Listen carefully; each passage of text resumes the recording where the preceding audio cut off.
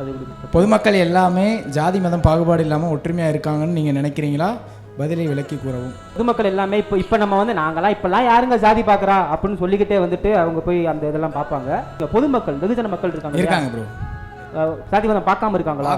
பார்க்குறாங்க இருக்காங்க, இன்னும் இருக்காங்க. நானே கண் கூட பார்த்துருக்கேன். ஒரு கோயிலுக்கு நான் போயிருந்தேன். அந்த எந்த ஏரியான்னு சொல்ல விரும்பல, இங்கே தான் கொஞ்சம் தூரத்தில் நான் போயிருக்கும்போது கொஞ்சம் எல்லாம் வெளியில் நில்லுங்க, அவங்க கும்பிட்டு போன பிறகு தான் நீங்கள் கும்பிடணும் அப்படின்னு இருந்து எங்களை கோயிலுக்குள்ளே கூட விடலை.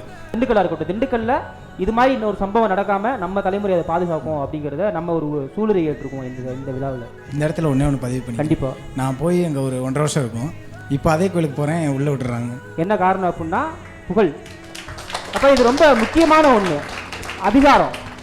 அதிகாரங்கிறது ரொம்ப முக்கியமானது. அந்த அதிகாரங்கிறது அப்படிங்கிறது வந்து வெறும் ஆட்சி அதிகாரம் மட்டும் இல்லை, பொருளாதார அதிகாரம் முக்கியமானது. இப்போ இவருடைய அடையாளத்தை காமிக்கும் பொழுது அவர் ஒரு அடையாளம் அப்படிங்கிறதே ஒரு அதிகாரம் தான்.